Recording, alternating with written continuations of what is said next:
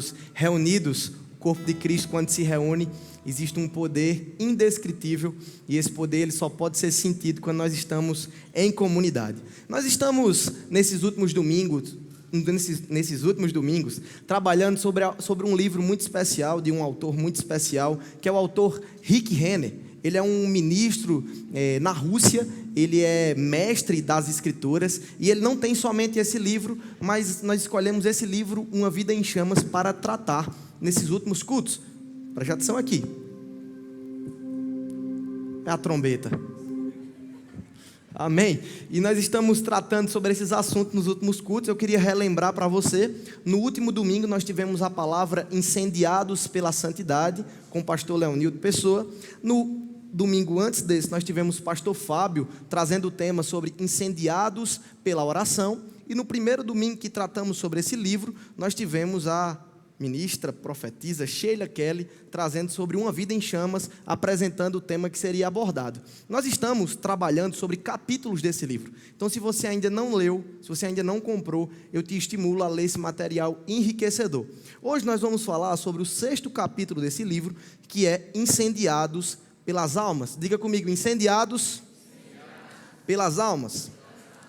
Sabe, eu quero fazer uma pergunta e você seja rápido em responder. Quem aqui é salvo? Amém. Quem aqui recebeu Jesus como Senhor e Salvador da sua vida? Amém. Quem aqui sabe que você vai morar no céu?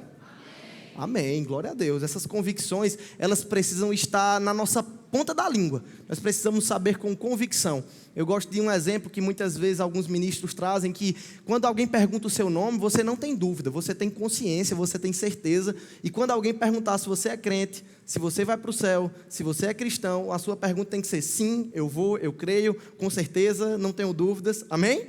Então, essas verdades, elas precisam estar arraigadas no nosso coração. Hoje eu quero falar sobre 2 pontos importantes que falam sobre a salvação, mas eu quero perguntar para você, por que precisamos de salvação? Essa é uma pergunta muito comum, principalmente nas abordagens de evangelismo que eu tenho a oportunidade de participar. As pessoas elas dizem, sim, mas eu preciso ser salvo de quê? O que foi que eu fiz? O que é que eu tenho a ver com isso? Onde foi que eu errei? Vamos descobrir nessa noite. Eu quero que você abra a sua Bíblia em 1 Coríntios 15, 45. 1 Coríntios 15, 45. Precisamos entender que a salvação é o ato de Deus para libertar o homem. Então, quando entendemos a necessidade da salvação, nós não podemos esquecer do paralelo que a Bíblia traz sobre Adão, que é o primeiro homem, o ser criado por Deus, e também o segundo Adão, que nós vamos ler agora.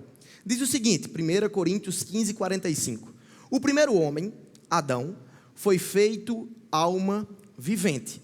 Quando Deus cria o homem, a sua imagem e a sua semelhança, Ele cria do pó, do barro, e assim que Ele cria aquela matéria inata, o que é uma matéria inata? É um objeto sólido, não tinha vida naquilo ali. Só que quando Deus, Ele sopra o fôlego de vida, quando é soprado, ele se torna alma vivente. É isso que esse texto está apresentando. Somente que a parte B fala, o último Adão, porém, é espírito vivificante. Quem é esse último Adão? Quem é esse segundo Adão que estamos lendo nesse texto de Coríntios? O primeiro Adão foi o Adão que junto com sua esposa nos colocou na condição de pecado, nos colocou na condição de estarmos distante de Deus. Só que esse Adão primário, que causou um problemaço, ele foi resolvido pelo segundo Adão, que foi a atitude de Deus de enviar o seu filho para nos salvar. Amém? Você está comigo? Essa verdade, ela está em vários textos bíblicos, só que o texto bíblico mais famoso, eu quero que nós possamos recitar juntos nesse momento. 3, 2, 1 e... Porque Deus amou o mundo...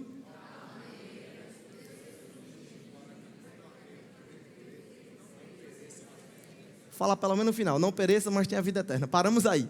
Então, esse texto, ele fundamenta o amor de Deus pela humanidade.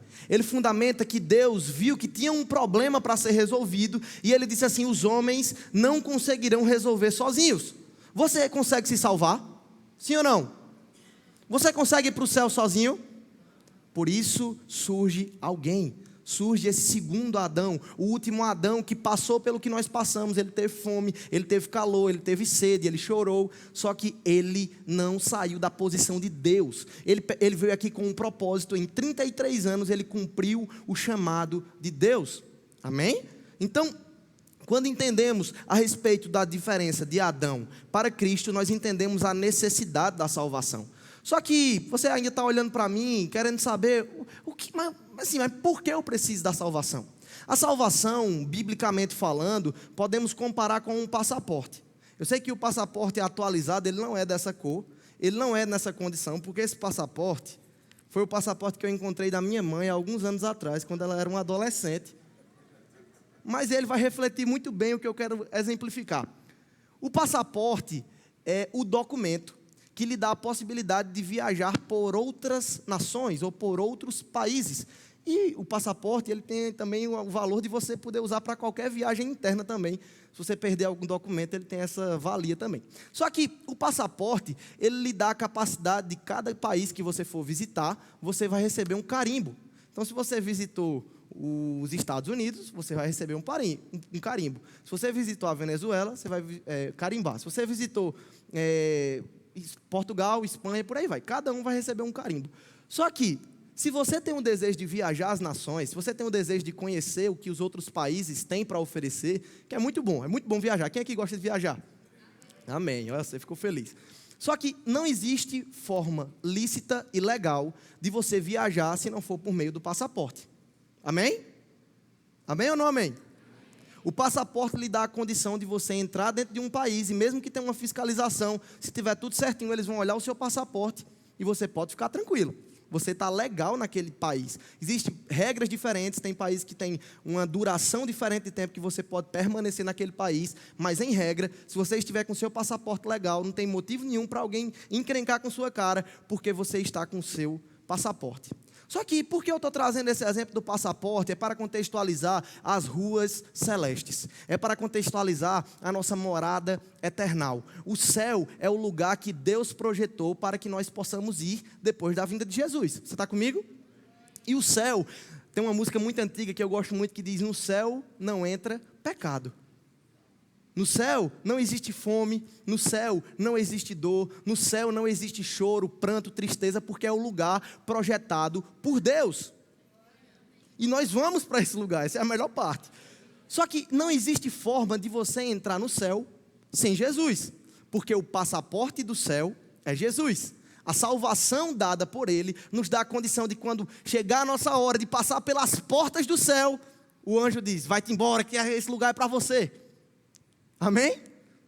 Só que sem Jesus você vai chegar na porta do céu, nem vai chegar. Você vai ser negado antes desse processo. Porque Jesus, Ele é o caminho para a salvação. Ele disse: eu sou o caminho, a verdade e a vida. Ninguém vem ao Pai se não for por mim. Abra sua Bíblia em Gênesis 3:8. Gênesis 3:8.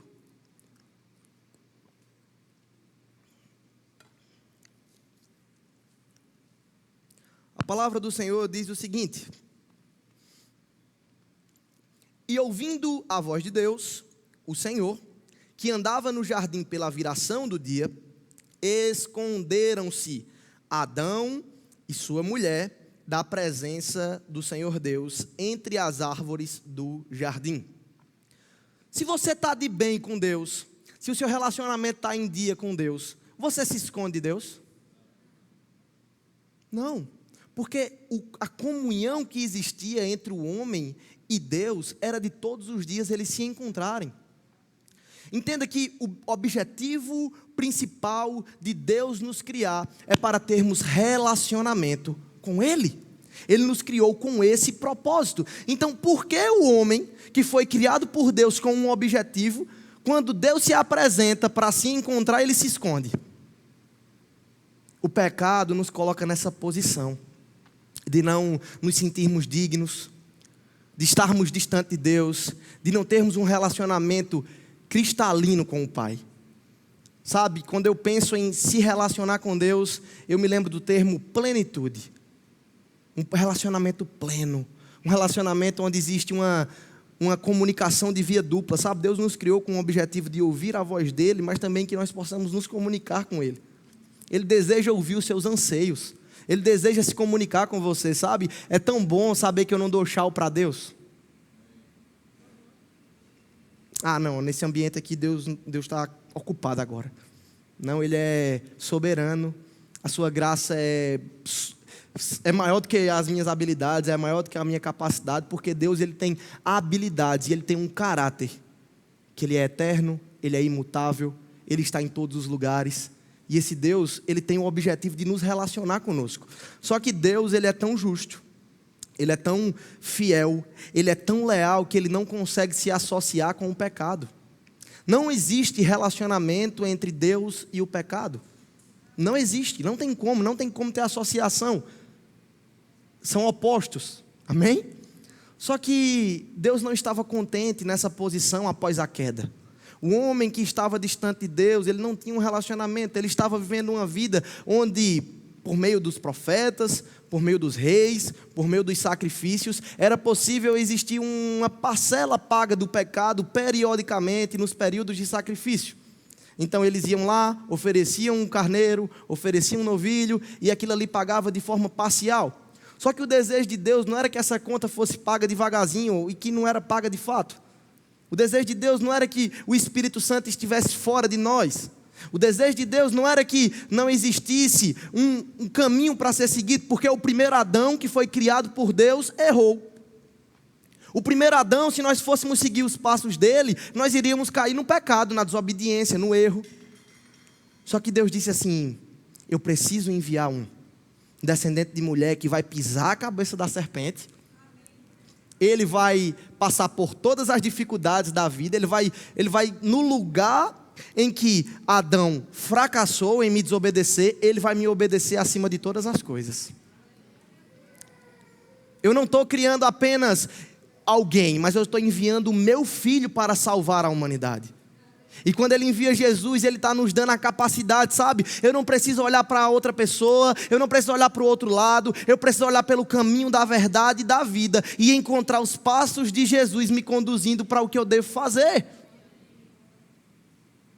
Então Jesus, ele é o plano perfeito. Jesus, ele é aquele que morreu naquela cruz para nos salvar. Ele veio nos colocar numa posição de filhos novamente. Perceba que no Novo Testamento todas as expressões é nos reconciliar, é nos colocar novamente na posição que estávamos, é nos tirar do império das trevas e nos transportar para o reino do Filho do seu amor. Então perceba que essa posição que foi perdida por Adão, ela foi reconquistada por Jesus. Nós estamos agora no reino da graça, nós estamos agora debaixo de uma nova dispensação, que é a dispensação de Jesus.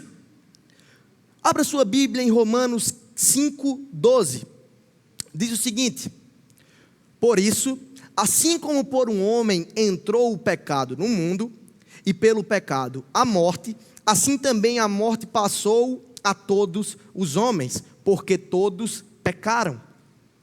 Sabe, sem Jesus o nosso destino é a morte. Sem Jesus não existe solução. Sem Jesus não existe um caminho para se seguir.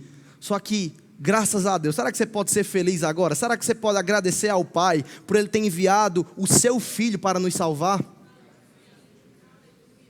Com grande salvação foi disponibilizada pelo nosso Senhor. Jesus, ele disse que aquele que crer será salvo. Sabe, não existe mais o que eu pagar, já está pago. Não existe mais o que eu fazer, porque já foi feito. Ele cumpriu, ele foi o plano de Deus para nos salvar.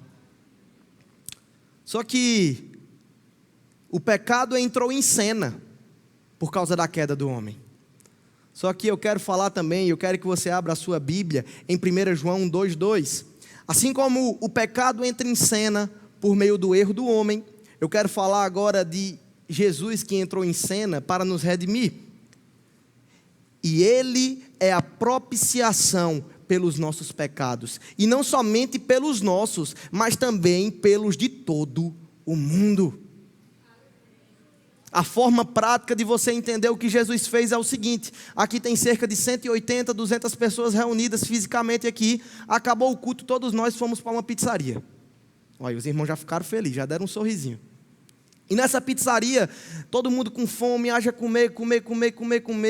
Eu suponho que seja no mínimo umas 50 pizzas, ou mais, 100 pizzas, não sei. É muita pizza para matar a fome de nós tudinho, não é não? Muita pizza. Essa conta não ia ficar barata. Só que essa conta, alguns irmãos da igreja disseram assim, ó, a conta ficou 10 mil reais, eu não posso pagar não. É muito dinheiro, eu dou 100. O outro disse assim, não, eu dou 150. Não, eu dou 280. Foi pagando, ainda ficou muita coisa para ser pago. Só que todo mundo comendo, chega no restaurante um homem. E ele diz assim, essa conta agora é minha. Aí todo mundo ficou se perguntando, mas se você não comeu nenhuma pizza, se você não está aqui com a gente participando da comida, por que você vai participar da conta? Eu não sei não, foi Deus que planejou dessa forma. Jesus não pecou, Jesus não estava errando, Jesus não desobedeceu ao Pai, nós que desobedecemos, mas Ele pagou o preço em nosso lugar. Sabe, é uma dádiva, é uma salvação que não foi merecida, e isso é o dom de Deus. Efésios 2,8 fala que nós somos salvos pela graça de Deus, não é mérito humano, é um dom gratuito de Deus. Você fica feliz em Jesus ter pagado a nossa conta? Esse é o dom de Deus, a salvação em manifestação. Somos salvos. Eu não quero saber se você é bonito, se você é feio. Eu não quero saber se você é rico, se você é pobre. Eu não quero saber se você é brasileiro ou estrangeiro. Eu quero saber, você é salvo? Porque nessa terra, a condição mais importante que um homem pode ter é de obter a salvação, é de seu nome estar escrito no livro da vida. Isso ninguém pode fazer por você, não é seu pai, não é sua mãe, não é seu amigo, não é seu tio, não é seu primo, não é ninguém que pode fazer por você. Essa escolha é individual, é você que escolhe, é você que decide, é você que diz, Jesus, eu te aceito como meu único e suficiente Salvador. Eu estou achando dando uns antipuf. É melhor o outro microfone para mim. Mas vamos lá. Abra sua Bíblia em 1 Timóteo 2:3. 1 Timóteo 2:3. Estamos falando a respeito da salvação. Eu já fundamentei para você por que precisamos da salvação. É por causa do pecado que foi cometido por Adão, mas que Jesus ele já solucionou esse problema. Jesus ele veio como resposta para essa situação. A pergunta que fica agora é, mediante a tudo que já falamos, mediante a tudo que já construímos nessa noite, é qual é o desejo de Deus? O que é que Deus quer? Deus, ele fica claro nas escrituras que ele é um pai de amor, que ele é um pai bondoso, que um dos atributos de Deus é a criação. Então, enquanto o diabo perverte, Deus cria. Enquanto o diabo age pelo engano, pela culpa, Deus ele reage, ou ele age, nos tirando dessa posição de condenação. Romanos 8:1 fala que nenhuma condenação há para aqueles que estão em Cristo. Então nós não estamos mais debaixo do jugo do pecado. Só que quando entendemos o que está agora em 1 Timóteo, que o desejo de Deus, vamos lá, isto é bom e aceitável diante de Deus, nosso Salvador, o qual deseja que todos os homens sejam salvos e cheguem ao pleno conhecimento da verdade. Deus deseja. Se é desejo de Deus, nós precisamos ter o nosso coração incendiado por almas. Se é desejo de Deus, eu não posso receber essa dádiva e essa dádiva ficar somente na minha existência. Se é desejo de Deus, eu não posso participar de uma comunidade fechada, sabe? A igreja é uma instituição fundada por Jesus, mas não é uma comunidade fechada. As portas estão abertas. Esse é o ambiente, essa é uma criação de Deus. E eu não estou falando especificamente dessa igreja, desse ambiente, mas eu estou falando a respeito da igreja de Cristo, que nesse exato momento, por todo o Brasil, tem milhares de igrejas reunidas, com milhões de pessoas conectadas no centro do Evangelho, que é entender que Cristo morreu na cruz para nos salvar. Esse é um movimento de Deus para a humanidade, que é a igreja. Sabe, existem sim algumas instituições religiosas que para você participar precisa de um convite, precisa fazer algo, precisa ter alguma coisa. Só que o evangelho é você reconhecer que você não é nada e que você precisa de um Deus para te salvar. Antes de Cristo nós não somos nada. Nós estamos perdidos, sem direção, sem saber o que fazer, sem saber para onde ir. Amém? Mas em Cristo nós somos restaurados. Em Cristo nós somos regenerados. Entendemos sobre o desejo de Deus, que é que todos sejam salvos e cheguem ao pleno conhecimento da verdade. Só que, como é que podemos cumprir esse desejo de Deus? Você concorda comigo que se é desejo de Deus, é importante para nós obedecermos esse desejo? É importante para nós considerarmos as aplicações desse desejo. O que é que esse desejo de Deus exige de mim agora, em 2025, morando em Marabá? Vamos descobrir. Abra sua Bíblia em Mateus 28, 18. Cumprimos o desejo de Deus através da grande comissão.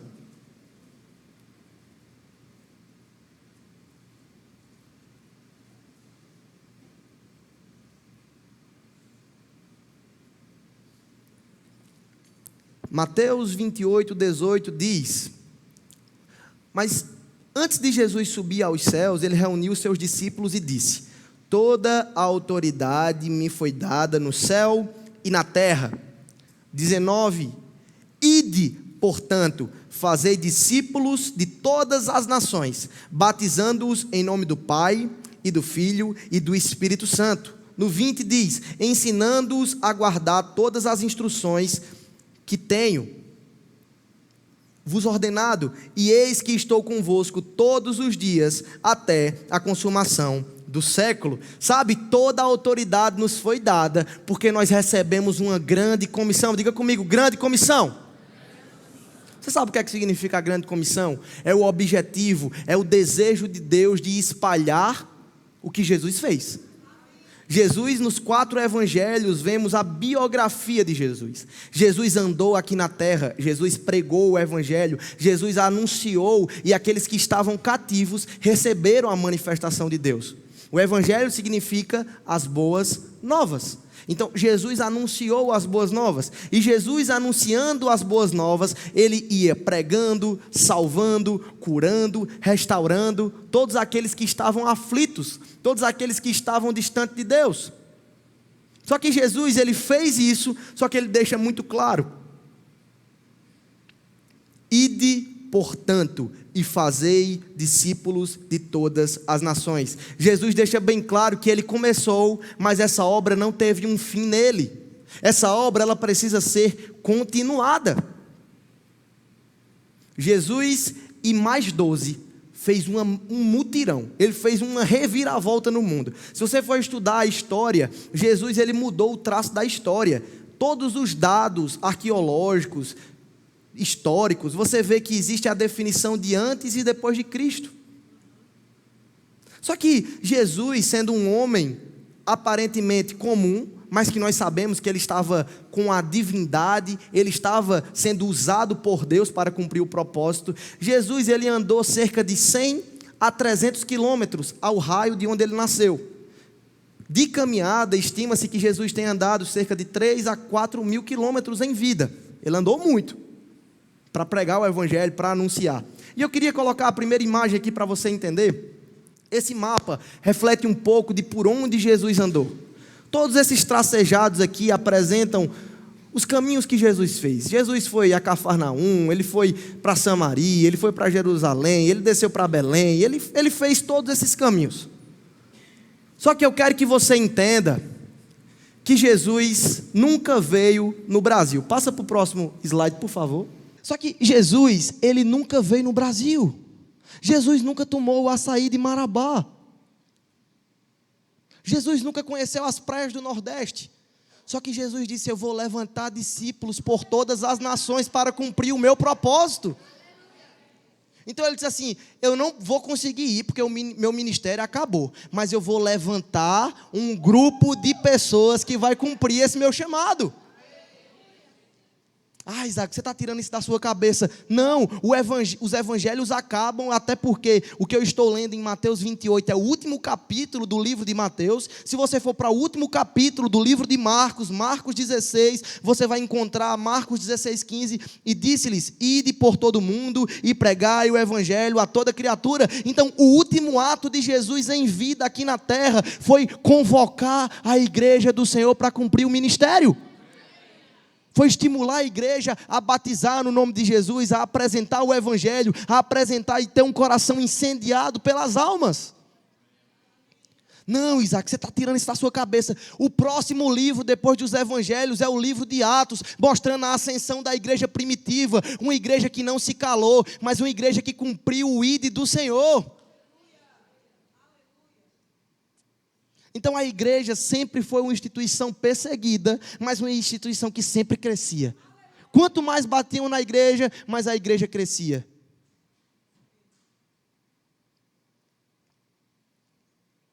Só que, quando Jesus ele fala sobre o ide e pregai, existe uma afirmação que eu quero citar agora, o livro Incendiado pelas Almas, capítulo 6, página 180, Rick Renner, ele traz uma consideração importante. Ele diz, em grego, o tempo do verbo ir, em Mateus 28, 19, significa literalmente ir e continuar indo.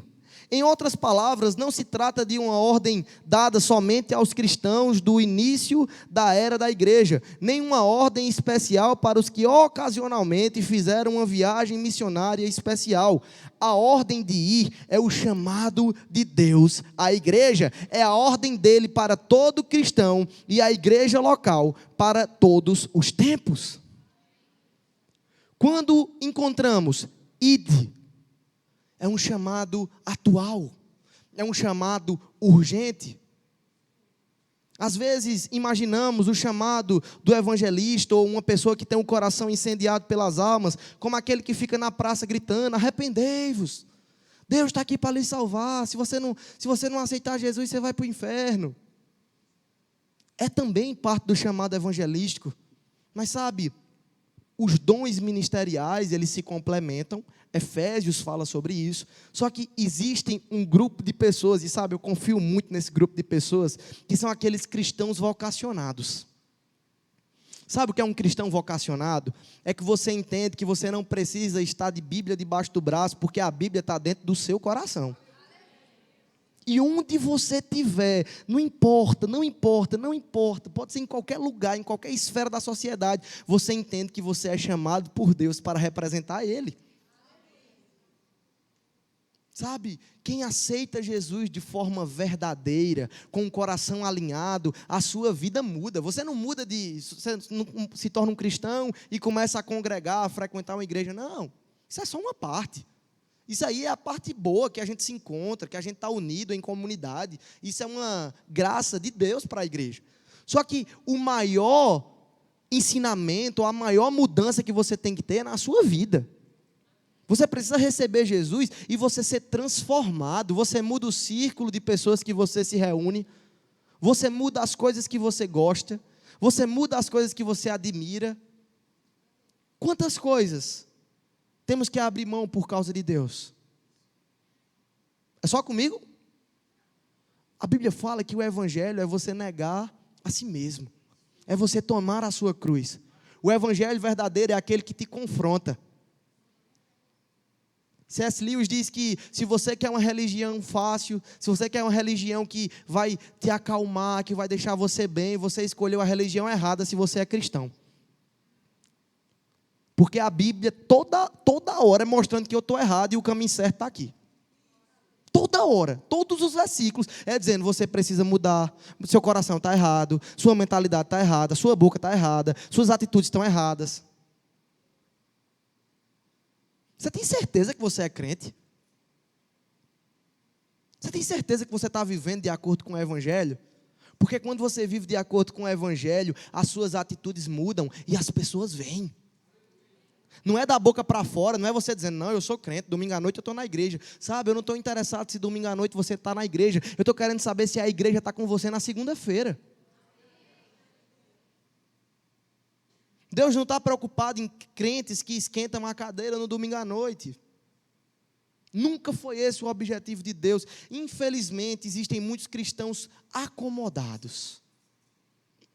Quando foi que seu coração queimou pelas almas? Sabe, não precisa, eu não estou falando de pessoas que você não conhece, que está distante de Deus, porque essa também é uma parte do chamado.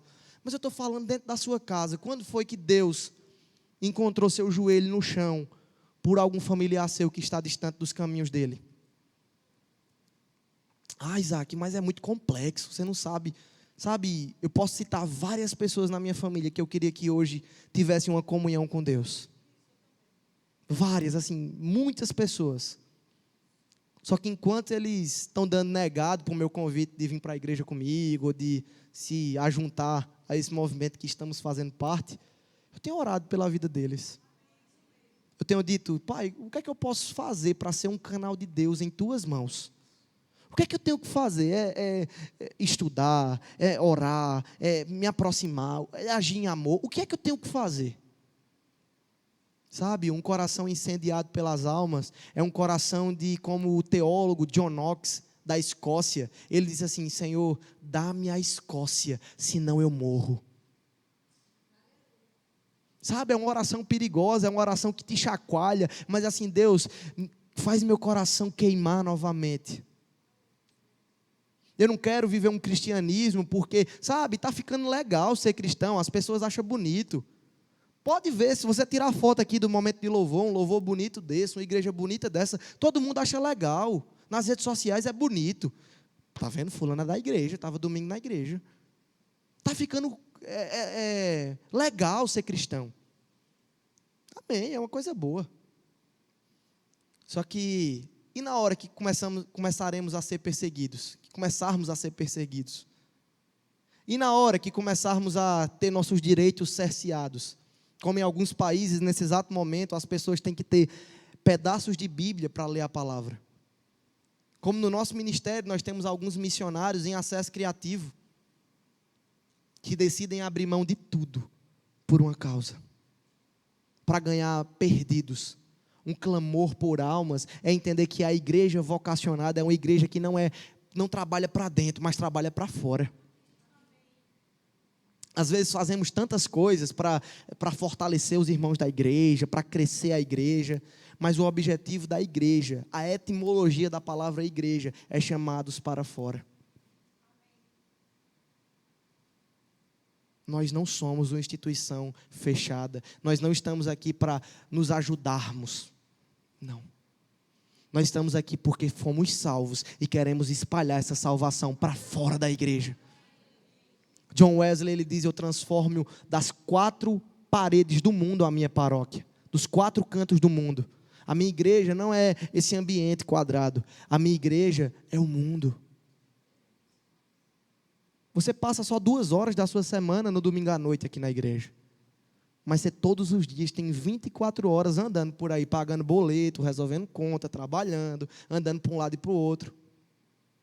E essa é a hora de você pôr em prática o que você tem recebido da palavra. Essa é a hora que o bicho pega. Essa é a hora que dá vontade de chamar um palavrão e você muda a sua língua. Essa é a hora que você, não, mas rapaz, eu vou ter que fazer isso aqui, é um pouquinho errado, mas todo mundo está fazendo, sabe, você é cristão, sabe, tem que ser visto sim ou não na boca do cristão. O cristão é aquele que se destaca. Esses dias eu fui para a academia e eu estava com dúvida num exercício. E um dos instrutores da academia que veio me atender, ele não me atendeu de uma forma comum. Ele não me ensinou só o exercício que tinha que fazer. Ele foi do outro lado da academia comigo, ficou acompanhando e dando dica. Eu fazia corpo mole. Ele, não, você aguenta mais e tal. E eu disse, rapaz, esse bicho tem alguma coisa diferente. E ontem eu encontrei esse instrutor aqui num treinamento de evangelismo, que ele é de outra igreja, mas está conectado com o movimento da palavra. Sabe o que é? Quando você representa Jesus, o seu olhar brilha. Esses dias eu fui visitar um irmão aqui da igreja, e quando eu estava conversando com ele, ele disse, bicho, eu não sei não o que aconteceu. Tu chegou aqui, o ambiente mudou. Sabe, não é sobre Isaac, não é sobre, porque eu entrei. Sabe, nós carregamos a presença de Deus. Não é pouca coisa. Não é algo simples, não é um cheiro de perfume, não é o seu jeito, não, é a presença de Deus. Precisa sim causar transformação. Quem aqui já chegou num lugar e alguém disse, meu Deus, tu tem uma paz. Não é verdade? Não, tu tem alguma coisa diferente. Sabe, é porque quando o Espírito Santo está brilhando dentro do nosso coração, ele sai pelos poros da nossa pele, ele sai pelas nossas ações, ele irradia para as pessoas. É como um copo, se estamos sendo preenchidos pela presença de Deus, aqui tem uns 250 ml de água.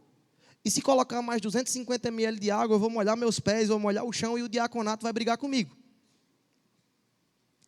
Só que quando você está tão cheio da palavra de Deus, começa a vazar por todo canto. As pessoas começam a ver, sabe? Eu me lembro de uma fase da minha vida, antes de eu me firmar mesmo, todo mundo só me conhecia como filho do pastor, né? Filho do pastor, filho do pastor, filho do pastor. Só que chegou uma fase que, sabe, tem um texto de Amós que eu me lembro dessa fase, foi o que eu vivi, que diz que Deus vai derramar não sede de água nem fome de comida, mas fome e sede da palavra. E sabe, teve uma fase que eu reconheço, eu lia mais Bíblia do que leio hoje.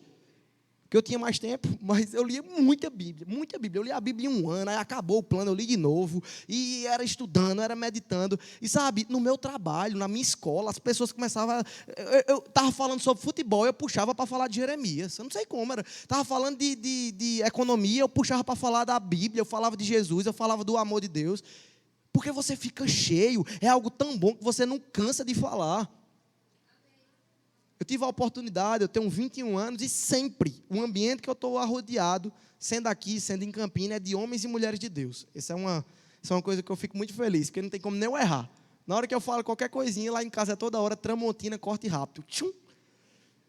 E, cara, é engraçado, eu estou na piscina com meu pai, a gente está falando do pH da piscina, quando dá 5, 6 minutos, a gente está falando, mas Deus é muito bom, né? Porque Ele enviou o Filho dEle, mas a gente não tinha como pagar esse sacrifício. Sabe, eu não estou inventando isso não, é verdade. A gente está almoçando e começa a falar da bondade de Deus. Como Deus é bom, né? Deus, Ele está protegendo. A gente olha para a mesa e vê nossa avó comendo e diz, olha que coisa boa. Uma senhorinha linda dessa, farta de dias, que come mais do que eu. Com saúde. Amém? Então a vida do cristão é contemplar a vida por meio da ótica cristã. Quando você é um cristão de verdade, você coloca um óculos e a sua vida é visualizada pela cosmovisão cristã. Então é como se você colocasse os óculos da palavra. E tudo que você olha, você está olhando por meio da palavra. Amém? Tudo que você olha é pelo filtro da palavra. Minha avó me atrapalhando agora. Entendi. Um abraço para meus tios aí que estão assistindo, agora que eu entendi. Mas você começa a olhar pela ótica da palavra. Tem um livro, um best-seller, um clássico cristão que diz, em seus passos, o que faria Jesus? Ixi, é forte.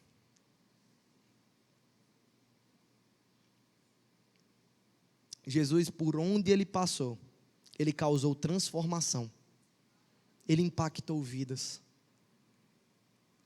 Eu gosto de pensar que existem momentos que estamos vivendo como um cristão, e eu digo, por exemplo, agora eu estou atuando como uma atuação ministerial. Só que quando acabar o culto e eu for abastecer o carro, com o frentista, eu vou estar atuando como uma pessoa comum. Ele não sabe que eu estava no culto e por aí vai. Só que eu gosto sempre de olhar para além daquela situação. Então eu não estou só abastecendo o carro, eu gosto de olhar para o cara, eu olho o semblante dele, eu vejo como é que ele está, eu fico olhando a forma que ele me atendeu. Se ele diz assim, olá, tudo bem, boa noite, o que é que você precisa? Ou então ele diz assim, é quanto? Eu já observo sempre essas coisas. E eu faço questão de, às vezes eu esqueço, mas eu faço questão de, na minha vida, na minha oportunidade, eu dizer, muito obrigado, viu? Deus te abençoe. Não. Às vezes eu perguntando para a pessoa, eu gosto muito de perguntar em restaurante. Eu digo assim, estou numa pizzaria, e aí, tu gosta de pizza ainda? Não, enjoei, desde que eu entrei aqui eu enjoei. Eu vou conversando com aquela pessoa, mas eu vou dizendo assim, Às vezes ela abre a vida dela e é uma oportunidade de eu falar do amor de Deus. Igual eu estava no parque com meus irmãos esses dias, fui falar com um cara que estava operando a máquina, ele perguntou por que meu sotaque era diferente, eu fui falar, e ainda perguntei se podia orar pela vida dele. Ele não deixou. Mas aí o problema é dele, mas eu, pelo menos, fiz minha parte, não é não? Posso orar pela vida do senhor? Agora não. Eu digo, então tá bom. Um grande abraço. Então, precisamos entender que se somos cristãos de verdade, nós representamos Jesus. Nós vimos em Mateus 28, em Marcos 16, 15, a respeito da grande comissão. Fala de novo, a grande comissão. Quando entendemos isso, observamos que o ID não é opcional. Jesus nos disse assim, se você quiser, se você puder, se você tiver acordado bem, se você estiver feliz, se você estiver legal. Não, o ID, ele é um mandamento. Ele é uma ordenança. Olha só o que John Stott diz, a evangelização não é uma opção para a igreja, é um mandato, é uma ordem de Jesus. Já o missionário Hudson Taylor, ele foi missionário na China, ele diz, a grande comissão não é uma opção a ser considerada, é um mandamento a ser obedecido. Não adianta de nada você ter recebido a palavra de Deus hoje, você ter considerado, mas você não tiver obedecido.